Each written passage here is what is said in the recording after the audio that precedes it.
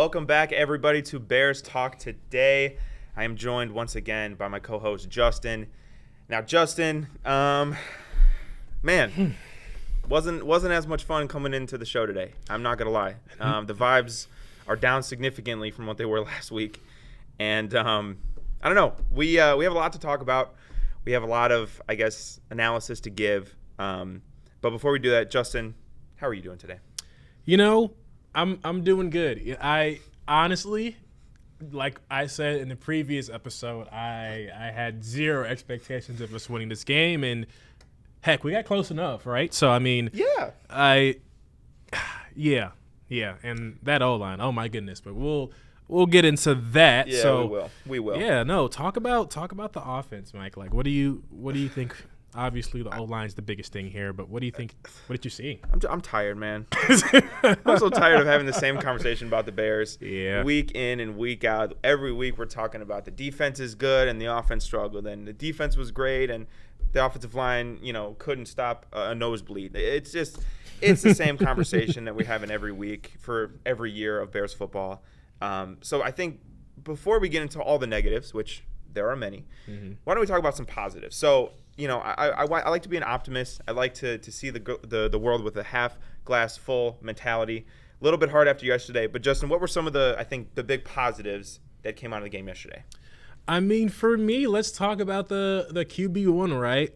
Caleb got more than 93 yards this game, right? We broke triple digits. We broke triple digits, 23 or 37, 174 yards. I mean, yes, 2 interceptions and 7 sacks is not good at all. No. But, I mean, he just looked more confident, especially when he stayed in the pocket, right? Yeah. And I think even one of the announcers said, I can't remember their names, but, he even told the announcers, like, hey, I'm not comfortable when I'm, scrambling around like I'm Patrick Mahomes. That's not what he does, right? So, I felt like Shane Waldron must have heard this podcast, and I know the eye roll is hilarious, but they were successful in their short yard gains. I mean, a lot of good passes to DJ Moore, for sure. I think we were definitely missing Keenan Allen. I mean, he was just another weapon that we could have used in the arsenal. A couple of good runs by Swift. I think they could have used him some more, definitely. Cario Santos, in my notes, I put Cario Santos as a god. Yes, he is. He definitely kept us in this game, and I mean, I just thought, we still don't have an identity yet as an offense, and I keep saying, like, oh, it'll come, but at the same time, I'm like, let's look at there is positives about this game, right? Yeah. Like, Caleb, when he wasn't being pressured, he looked fine, right? Yes. But that O-line, good Lord. 7 sacks. Last positive I want to say, defense played their butts off. Yes. You go into Houston in primetime, hold them to under 20 points. You got that huge turnover to end the game. On Houston's last drive, they gave the Bears a chance to win the game. They played their butts off. I think allowing less than 20 points to a really, really, really good offense like the Texans have, that's a good day at the office. And you're going to win a lot of football games if your defense can play like that. And we've seen back-to-back weeks they've been really, really good. I think this was actually a best-case scenario outcome for the defense. So they played their butts off. They get, major props. But the offense, Alex, can we throw up the offensive graphic, please, for me? 7 sacks. We had 27 rushing yards from people not named Caleb Williams. We were 6 of 17 on third down. We only had 205 yards of offense, and we averaged 3.1 yards per play. That's all I got to say. It's terrible. It's terrible. I think, where do we start? The offensive line? The offensive line's terrible. I mean, truthfully. I mentioned in the pregame show how this Houston Texans team, the strength of their defense is their edge rushers, right? Danielle Hunter and Will Anderson. They dominated this game. They did. They dominated this game. Justin, you ever play Madden against like one of your friends? Yeah. And they know all the cheese blitzes. Of course, and, you hike the ball and your quarterback's getting sacked right away and they found a way to kind of glitch the computer. That's what the Texans did. That's what the Texans did. They got to Caleb so fast, he could barely catch the snap half of these plays. Yeah. And, we mentioned 7 sacks. Probably should have been about 9 or 10 had Caleb Williams not evaded some pressure, thrown the ball away. Obviously, we know with pressure, sacks are the number that everybody looks for. But 36 pressures the Texans got. 36 pressures on 37 pass attempts from Caleb Williams. Yeah. That is ridiculous. Ridiculous. Now, when you pressure the quarterback, obviously, you speed up his mechanics. You don't allow the receivers to get open down the field. It blows up the whole offense. And that's exactly what happened to the Bears. They had no shot. And then, specifically running, they couldn't run the ball at all. No. I mean, they averaged what is that, like not even 2 yards per carry? It's ridiculous. I mean, the offensive line truly was dreadful. I thought in particular the tackles played terribly. Darnell Wright and Braxton Jones were awful. Yeah. Nate Davis, what are you doing? Like, what? There was a play where he's like running downfield and he's like looking back, like, dude, block somebody, hit somebody in a white jersey, please. Yeah. It was just dreadful. And we'll stay on the offensive line, but we weren't able to scheme away from that, and that was a big problem for the Bears. But the offensive line, I feel like a broken record. The Bears always have a bad offensive line. It's terrible. Yeah, I mean, I agree with you, right? In my notes, I have the O-line needs to run laps. Seriously, they need to just run laps next practice and do a bunch of suicides. A bunch of suicides. And they all need to write Caleb Williams an apology letter saying how bad and how sorry they were. Yeah, they need to buy him ice packs for his whole body. Icy hot. No, seriously. Yeah, right. But, I mean, let's focus back on the positives. I had one more note for the defense. Last year, Houston averaged 26 points per game last season at home. We held them to 19, right? So, obviously, our defense potentially could be a top 10 defense in this league, but our offense is questionable, right? Yeah. And I think definitely there are a couple of plays where you looked at Caleb and you were like, hey, this is what we wanted, the Heisman winner. This is the number 1 pick. And then there were some plays where I'm like, I get that you're trying to throw the deep ball and you're trying to be the hero. I get that, but not against the Houston Texans, right? I mean, they're the Houston Texans for a reason, right? Yeah. And their defense is incredibly good. And while I did mention, like, the Bears' defense was good, I mean, there was also some times where I'm like, what are we doing? I mean, and that's only to fault because it's C.J. Stroud and the Houston Texans, right? Yeah. I mean, these guys are probably not only one of the top teams in the AFC, they're Super Bowl contenders, right? Yep. And I mean, Nico Collins had a day, right? Yeah, he did. He was eating up Tyreek. Yes. He was eating up Tyreek Stevenson for sure. He was 135 yards, 1 touchdown, 8 catches. It just. You just can't beat that, right? No. But overall, could I say the offense looked better? By a little bit. And I mean by a small midget, right? Yeah. Or smidget. I said, hello. Small smidget. But yeah, overall, offense probably got from a C- to a C+. Offensive line, once again, is just not offensive great. line's gonna have to redo the whole course. They're gonna have to go to summer school. they gotta go back to summer school and take that. So I'll continue what you were talking about with Caleb. Yeah. And in the beginning of the game when the Bears were running the quick game, he was getting the ball out quick. He was making good decisions. That was all good and dandy, right? Later on in the game, when the Bears were down and they were in clear passing situations, not only was the pass rush absolutely killing him, right, but he was also trying to do a little too much, right? Some of those plays, he could have thrown the ball away. The interceptions that he threw, while I think they were phenomenal efforts, in the NFL, those windows, they close a lot quicker, right? We're talking about dudes with families, right? We're not talking about business majors at UCLA. Yeah. No offense to UCLA. But the windows in the NFL close a lot quicker. And Caleb had a few plays where he thought he could fit the ball in, and that window shut, and it was an interception, right? What you won't see on the stat sheet is that Caleb actually threw another interception that was called back because of a penalty. Listen, he threw the ball up, a 50-50 ball to Derek Stingley. Derek Stingley was the 3rd overall pick in the draft. He was taken before Sauce Gardner. He's really good. You can't always do that in the NFL. You got to – I understand giving your guy a chance, but you got to be smart with the ball there. Yeah. And they were lucky that there was the hold on Komet, I believe it was. Yes. So yes, Caleb, looked a little bit more in rhythm at certain points in the game, but he's got to get rid of the turnovers. That was an issue in this game, and I don't want to. How do I want to say it? I understand that protection to a certain degree is the responsibility of the quarterback. He needs to slide protect. He needs to do this, whatever. Yeah. But there were plays. I don't really blame Caleb for a lot of this because he was getting the ball out quick. I saw a stat. He got the ball out at an average of 2.6 seconds. Yeah. That's perfectly reasonable. Yeah. And there were plays where the offensive line, they were just getting toasted. I mean, the Texans were sending 5 a lot of the times. Yeah. The Bears' offensive line wasn't picking up stunts. They couldn't handle Will Anderson or Danielle Hunter off the edge. No. I mean, what else do you want Caleb to do, really? So, again, I understand the mindset of wanting to make a play in certain instances, and I understand, trying to get a momentum play. But, just those windows just shut quicker than I think he thought, and he threw a couple interceptions. I thought on the drive to win the game, to quote-unquote win the game, the play to Rome was nice. Yeah. Finally, we got some Rome Odunze. Yeah. Where was he all game? He had 2 catches. Right. That's another issue I have. But I think the biggest problem that the Bears have right now is a man by the name of Shane Waldron. Oh, here we go. And here we go. I'm ready to go. So he's itching. Shane Waldron was the Seattle Seahawks offensive coordinator the last couple of years. And I follow the Seahawks closely, and I do not like Shane Waldron. I did not like when the Bears hired him. And I remember there was a lot of talk in this offseason about, well, Shane Waldron's better than Luke Getsy. And, yeah, like I said, that could be true.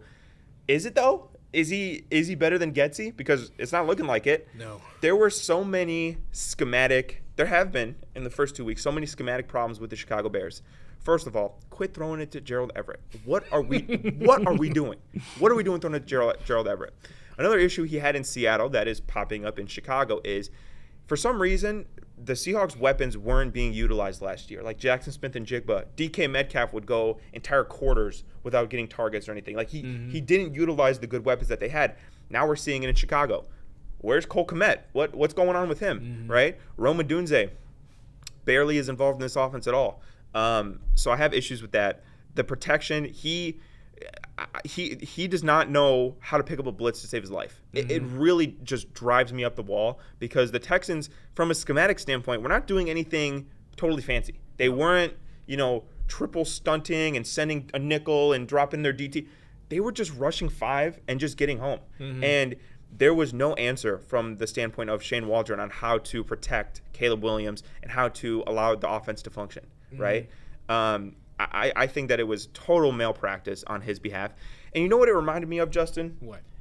Do you remember, and I hate to bring him up, do you remember Justin Fields' first start against the Cleveland Browns in Cleveland?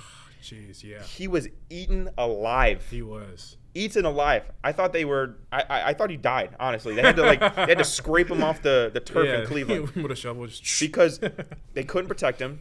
Cleveland was getting free rushers. And, Myles Garrett is pretty good at football, if you haven't noticed. Top pick for a reason. And it just – I was watching the game yesterday thinking this is the exact same. We're having the same problems.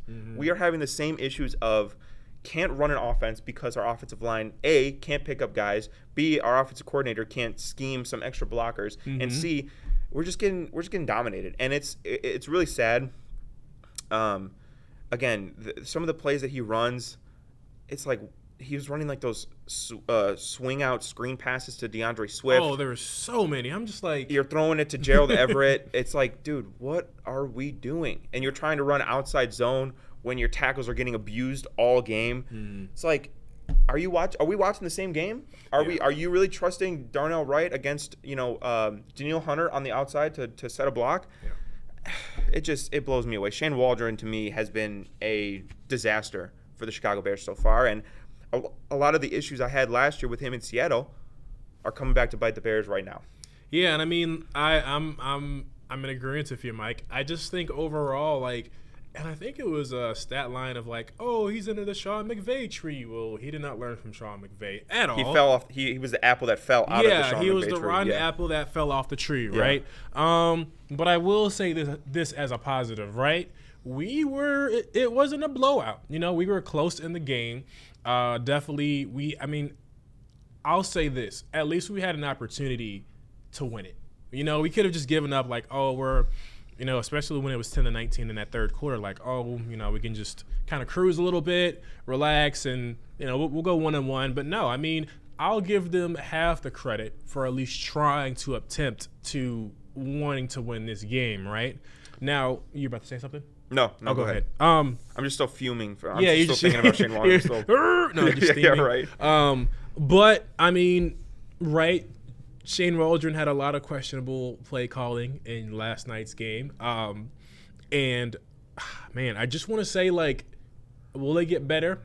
I hope so. In the words of Kodak Black. But I mean, I just he invented "I hope so." I know. Was it "I hope so" or it? Man, I'm telling my age here. There's like a meme that whatever. The moment has passed, as you can see. Yeah. But no, overall, I feel like we're a better team than last year, obviously, right? But we still have a lot of problems that are reoccurring from last season. Yeah. And one more thing, because I was doing my late night Twitter of the recap of the game. Mm-hmm. For all you people who are saying that Justin Fields would have done better, he wouldn't have. And everyone says, "Oh, Fields went 2-0." But did you look at the score? It was 13-6. They played the Broncos. Yeah, exactly. Their Yeah. defense carried. Yeah. Now, a lot of people are saying, "Oh, if you would have just kept Justin, drafted an offensive line, you would have been better." But just as you draft any rookie in the NFL, they're not going to be good right away. Yeah, he's gonna have. Listen, Caleb's gonna have growing pains, and he's going through it right now. I thought there were a few plays that really solidified why he was a top pick in the draft. Yes. He made some spectacular plays, some off-platform throws. There was a throw on the 3rd and 14 at the end of the game that I was watching, and Caleb gets the ball. His center just gets pushed back right into his lap. Caleb throws a highly contested ball, great coverage. I believe it was Derek Stingley. And he just missed DJ Moore on the sideline. Yeah. Like, just missed him. And, that's the thing where it's like, you see it, and we got to fix it by this much, right? Yeah. There was also some miscommunication with DJ Moore. I believe it was on that comeback route on the left sideline where they were off by just a little bit. That just comes with, time on task. That comes with more practice reps. Yeah. But again, I do want to say, like, I am not overly concerned about Caleb Williams as a player. Maybe I'm concerned about his confidence after this game, after getting beat up for 3 hours, excuse me. But I'm really not, I'm not concerned about Caleb. I am concerned about our offensive line, though. Yeah. I mean, I really do think that, like, I understand that the Texans, in my opinion, the Texans have the best edge rushing duo in the NFL. Yeah. Right? Other teams got really good edge rushers, Justin. They do. In our own division, Aiden Hutchinson had 5 sacks by himself yesterday. Yeah. And DJ Moore said it himself. He said, listen, it's a copycat league. They know now, defenses around the league know that they can blitz the Chicago Bears. How are they going to respond? How are they going to fix it, right? And if they can't, it's just going to be yesterday on repeat for the next 15 games. And it's really disappointing. And there are a lot of really, really good edge rushers in this league that will completely destroy our offense if we do not fix what happened yesterday. No, I completely agree. And let's get to some of our questions. So I know we talked about Shane Waldron, but is Matt Eberflus on the hot seat right now? Yeah, he is. He is. And I don't want to be overreactive to a week 2 loss by 6 points on the road. But I think the conversation about Matt Eberflus has to be broader than that, right? Because you're looking at a guy who didn't win anything in his first year, didn't make the playoffs in his second year, right? If I'm not mistaken, he's lost 25 of his first 37 games. Yeah. That's not going to cut it in the National Football League. And he retained his job this past offseason because of how the defense looked last year, which, yes, the defense had a massive turnaround. They look much better. But it's an offensive league. It really is. And I'm sorry, one of the big requirements for a head coach in the National Football League, one of the biggest requirements is picking good coordinators, picking good assistant coaches that'll help run other parts of your team. You see all the good coaches, they do this, right? Kyle Shanahan, he's always getting his coordinators hired as head coaches, right? Yep. D'Amico Ryans, who we just saw yesterday. Robert Saleh, Mike McDaniel of the Miami Dolphins. It's because he picks great assistants, and then they go on to be head coaches, right? Sean McVay, same thing. Raheem Morris just got a head coaching job with the Atlanta Falcons, right? Matt Eberflus has been terrible with his coordinator selection, right? Last year, Luke Getsy, disgusting, right? We don't even need to talk about what happened to our defensive coordinator last year. This year, offensive coordinator Shane Waldron doesn't look much better at all. Yeah. So if you're just going to continue to cycle in these bad coordinators, what's the point, right? Additionally, another point that I think Matt Eberflus should be on the hot seat, and I said this last offseason, I think it's still true this year. Coming up in the 2025 head coaching cycle, Justin, there's going to be a lot of really, really big names for the offensive, ascending offensive names in this league. right? Bobby Slowick, Ben Mm-hmm. Johnson, Clint Kubiak, who's been killing it with the Saints, right? Yeah. Mm-hmm. I mean, there's going to be a lot of offensive-minded head coaches who are going to want to coach Caleb Williams. Yeah. We will be a very attractive coaching spot if Matt Eberflus doesn't make it to next season. So I do think that he should be on the hot seat. And I do think that if the Bears don't make the playoffs, the Chicago Bears really need to make a decision on whether or not he should be the head football coach of their team going forward, right? Mm-hmm.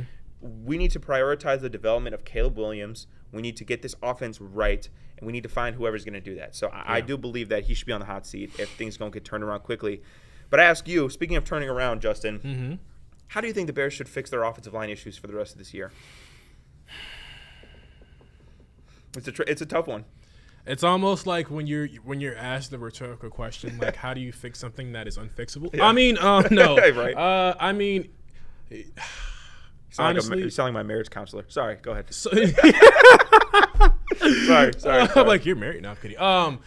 Honestly, man, it's going to, like, I want to say, like, it's going to have to involve some trades. I'm sorry. You know, we can't wait until, I mean, if we're trying to have a decent first season with the Caleb Williams era, I think definitely we need to make some moves this season, right? Who can we switch out? Who can we give away? Because the offensive line that we have right now is not working at all, right? And I want to kind of piggyback to the Matt Eberflus segment that you just had, right?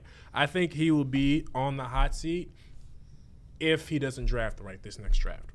You know, if you don't prioritize grabbing, some new offensive line talent either in the offseason or in the draft, he's definitely going to be on the hot seat for sure. Yeah.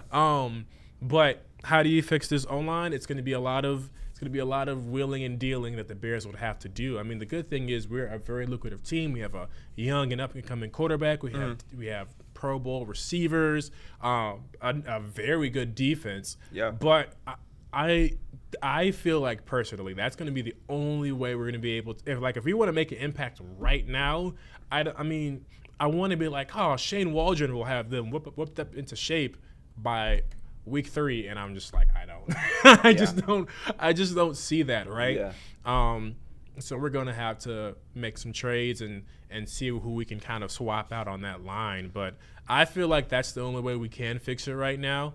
Other than that, a lot of prayer. Yeah, right. Yeah, a lot of prayer. That's the real answer is prayer. A lot of prayer. Yeah. Yep. So, yeah, and speaking of kind of going into offense, Mike, how can the Bears get their playmakers more involved? I think it's pretty simple. The Bears need to utilize all parts of the field right now, right? Another issue, like I said, with Shane Waldron is I feel like he doesn't utilize the middle of the field well enough, right? I would like to see more crossers. I would like to see more underneath routes. Number one, that would really disrupt a lot of the man coverage that Houston, specifically Houston, but in general, man coverage. But, I want to see some playmakers out in the middle of the field, right? I felt like yesterday it was a lot of boundary stuff. It was a lot of out routes. It was a lot of, maybe go balls, or if it was whatever. Why don't we get some crossers? Why don't we get some, zone beaters where we can have, run to the middle of the field and sit in the soft spot of the zones? I think that would be great. Obviously, to get playmakers involved, you need time. So we need to fix the offensive line first before we can talk about how to further involve Rome Odunze and Cole Kmet. But it's also another thing. Get Gerald Everett out of the game. Keep Cole Kmet in. I don't know, what are we doing with Gerald Everett in the game? I don't get it. But I did actually they ran a lot of trips yesterday. Or I don't want to say a lot, but they ran a decent amount of trips formation. I do like that. I think trips with Keenan and Rome and Odunze would actually be really well if they have good, interesting route combinations. I would like to see more motion as well. I think that it's good for young quarterbacks specifically to get an idea of what the defense is going to be running pre-snap. So I would like to see more motion. Again, I would like to see the middle of the field attacked more.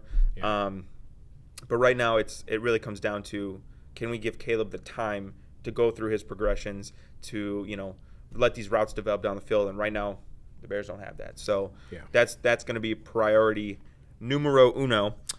Justin, I also want to talk to you. Should there be concerns about Caleb Williams? I understand that he's had two not great games so far. So I wanted to ask you, what is your kind of thought on Caleb Williams? If you had like a barometer of like how concerned you are about Caleb Williams, where would that barometer be at right now? I would just say let it be a 4. And It's not on the script, but I'm gonna say a little something here. In the words of Bob Marley, don't worry about a thing. Every little thing is gonna be all right. I'm not gonna sing it because that's gonna be terrible clipped on the internet. So that's as close as you'll get as me referencing anything that's close to a song. But I wasn't worried, right? Like I said in the beginning of this episode, he played a lot better, right? Yeah. I mean, quarterbacks are going to have interceptions. You can't avoid that, unfortunately, not in this league, especially with how good the defenses are. I mean, definitely he had a lot of great short passes in the first half. And, I mean, he was able to hit DJ Moore a couple of times, which was phenomenal, right? That's why we signed him. That's what I mean. And I think also as well, I think he'll do the same thing to Keenan Allen once he comes back healthy. So I am not worried about Caleb at all. I think he'll get better as time progresses. Like you said about that O-line, like it has to step up. I mean, I know we sound like a broken record here, but it has to step up, right? We know that in the completed passes that he did do in the game, once we give him enough time to throw the ball, it actually works. Yeah. At one point, he was like 11 for 12 yes. on non-pressured throws or non-blitz throws or whatever it was. Yeah, so right. He was fine. Mm-hmm. Yeah. And, for another thing, the reason why I rated it so low is because, I just think overall, like, if Caleb is not pressured, if he's not scrambling, and he's setting that pocket, and he's going to be really good. Yeah. And that's what he did at USC, right? That's what he did in his college days. So I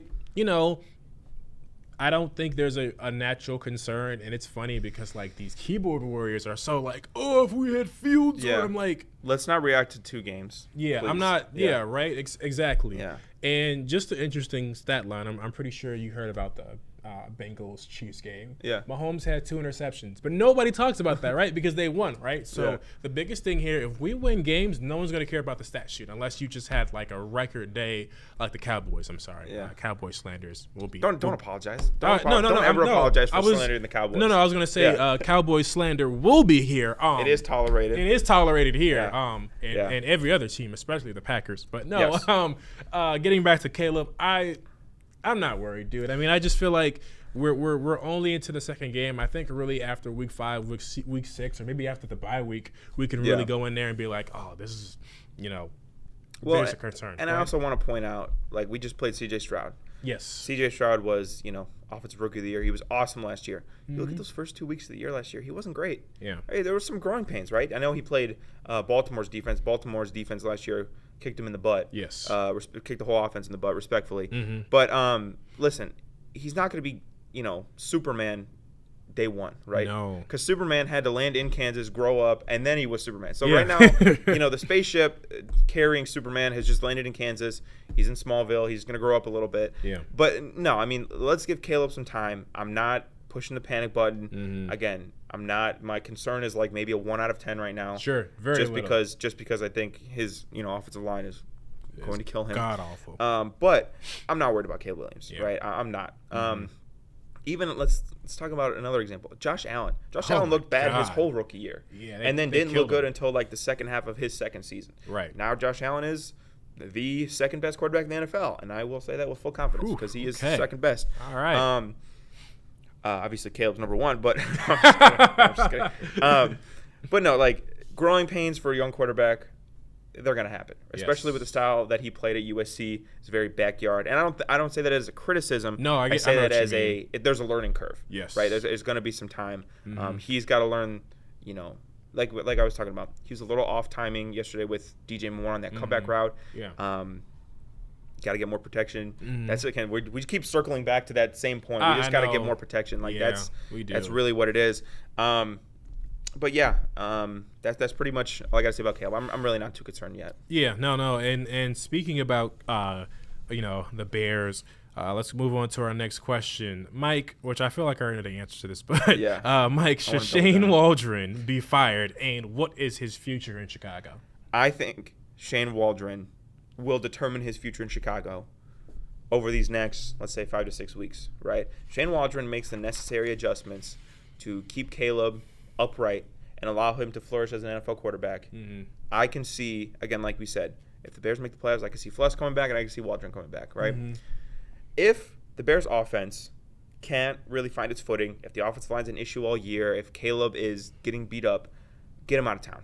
Yeah. Get him out of town because you never want your quarterback's first offensive coordinator, offensive head coach, whatever it is, to ruin their development, to stunt their development. I mean, obviously we talk about X's and O's, we talk about scheme. These are human beings playing the game of football, right? Yeah. Caleb Williams, I don't care what he says, confidence is a thing, and it goes up and down. Yeah. And if his confidence is in the dirt all year, that's going to stunt your development as a quarterback because you're not going to feel as confident. You're not going to be as sure of yourself. So I am really worried about Shane Waldron. Again, the Bears have playmakers on offense. This isn't 3 years ago where Dante Pettis was our wide receiver 1. All right, Lord, that was a time right there. Amen, brother. That was terrible. That was horrible. Anyways, we have guys, we have players, we have dudes, right? Yes. Get them involved.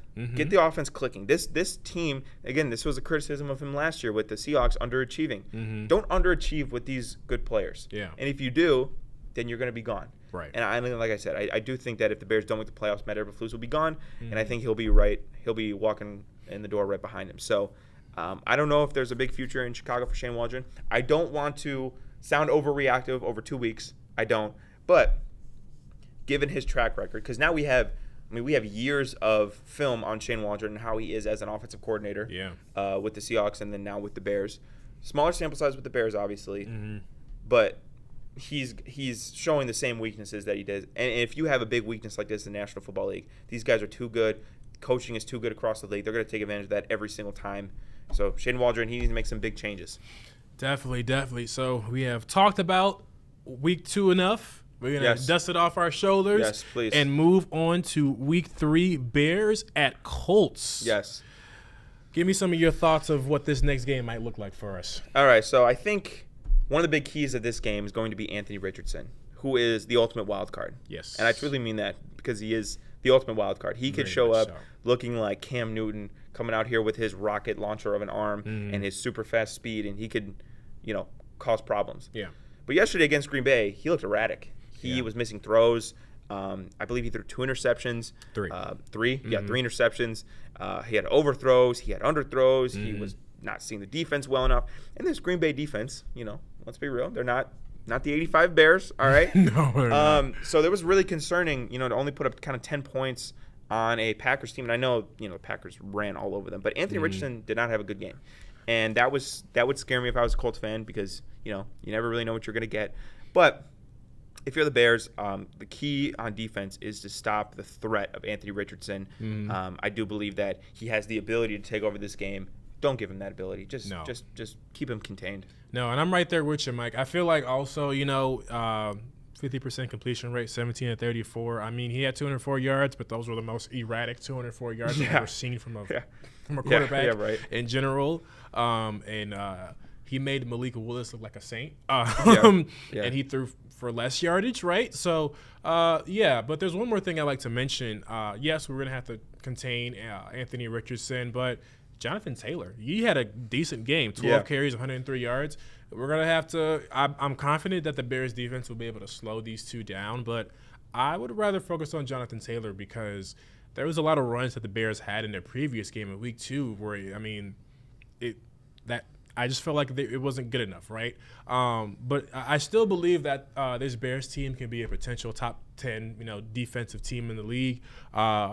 But also at the same time, we have to focus on the stars. And I feel like if they can contain Jonathan Taylor and Anthony Richardson, that this could be an easy win for us. They're already 0-2. Yeah. So let's 2 close games though. I'll give them credit. Yeah, it was 2 close. Two close games. But I also feel like on their receiving, they don't really have. I mean, I guess if you want to say Michael Pittman Jr., whatever. But they don't got the weapons like the Texans do. Yeah, I was gonna say there's no. I truly feel like there's no wide receiver 1 in this instance, right? They're still trying to figure out their offense as well.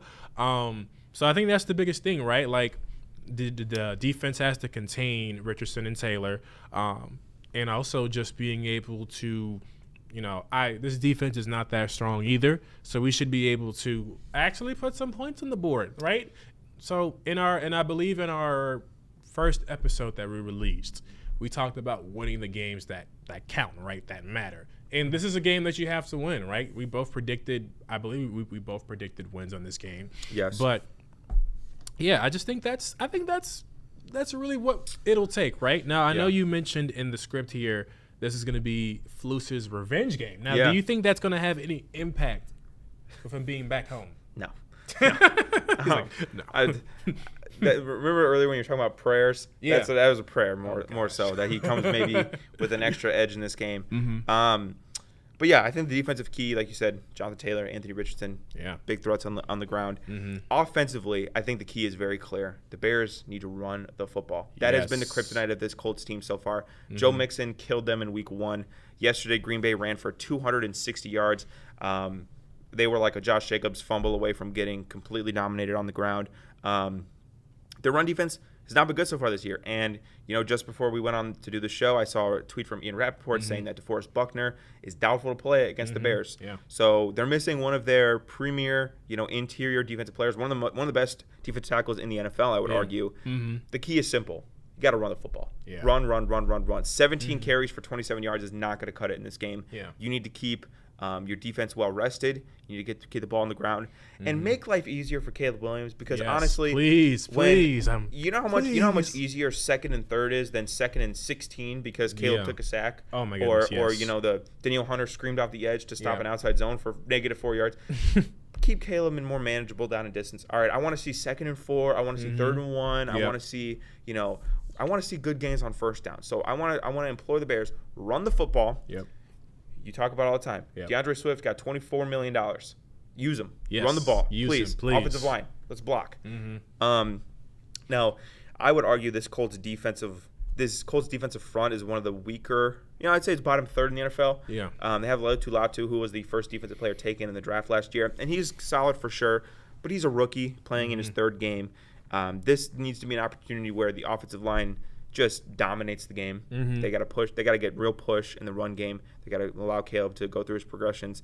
If we're getting dominated by this Colts defense, we got some real issues. Yeah. We got some real issues. Just pull up the Stephen A. Smith meme where it's like, it's a very bad day, because that's what it's going to be if that does happen. Now, what is your prediction for this Bears versus Colts game? Win, lose, points? What you got? Well, I'm going to say Caleb Williams doesn't get sacked 7 times. I hope that counts as a prediction. No, I'm going to say that the Bears. See, I'm so torn, because on one hand, I could see this Bears team bouncing back against a inferior opponent, winning the game. Defense does what the defense is going to do, and Caleb plays his best game as a pro. Yeah. On the other end, I could see Anthony Richardson making 4 or 5 spectacular plays. Offense still can't get anything going, and the Bears lose. So I will say, because I'm an optimist, and I need to stick to that, and we're on a Bears show. Yeah. I'll say the Bears win 21-20. Oof. It's a real coin flip. It is a real coin flip. I'm assuming the Colts are going to be favored in this game because they're the home team. Yeah.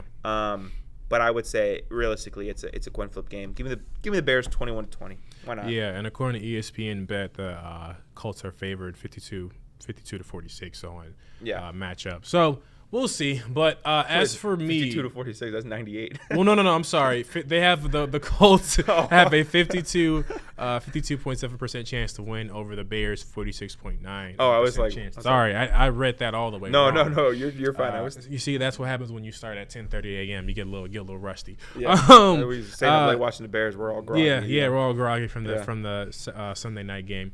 But I mean, I'm right there with you. I'm gonna stick to my. I'm gonna stand on business, and I'm gonna stick to what I said in the previous week or the preseason show we had. The Colts are gonna win this one. No. Sorry, the Colts will not win this one. It's like in the first episode we were like, I think Seattle wins again. Like, what are you doing? I'm sorry, Alex, cut that out and delete that. We're live. Alex, burn the footage. Burn the footage.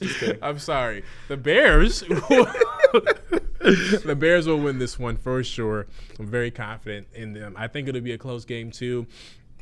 I think the offense will do better because of the Colts' not having as much talent as the Texans once did, right? So I think definitely we will win this game, and I'm going to say 21-14. I think Richardson will get some. I mean, hey, they're not going to. I mean, I feel like going 0-2, you're going to come in with a chip on your shoulder, and you know you're going to be like, hey, we need to win this game. To not. I mean, they're already.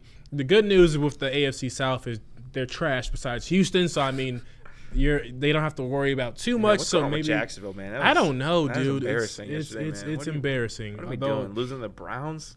I don't know. Between that and Will Levis making another meme, it was that was hilarious. Yeah, I just don't know. But I don't.